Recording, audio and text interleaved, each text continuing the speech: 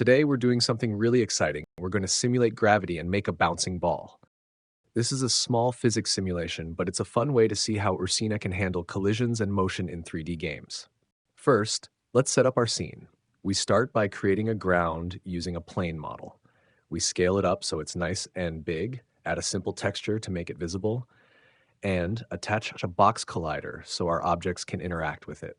Then we create a ball using a sphere model, colored bright orange so it stands out.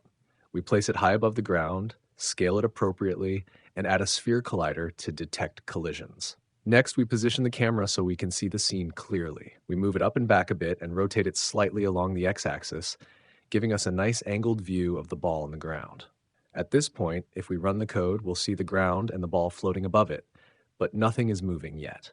Now comes the fun part, physics. We create a variable called velocity and set it to 0. Inside the update function, which runs every frame, we simulate gravity by decreasing the velocity over time. We then update the ball's y position based on this velocity. To handle collisions, we check if the ball intersects with anything. If it hits the ground, we reset its position just above the surface, set the velocity to 0, and change the ball's color to green, instantly showing that a collision occurred. Let's run it and watch it in action. Falls, hits the ground, and reacts as expected. This small example shows how easy it is to simulate basic physics and collisions in Ursina. In the next video, we'll explore more ways to make your game world dynamic and interactive. Keep experimenting, and I'll see you in the next one.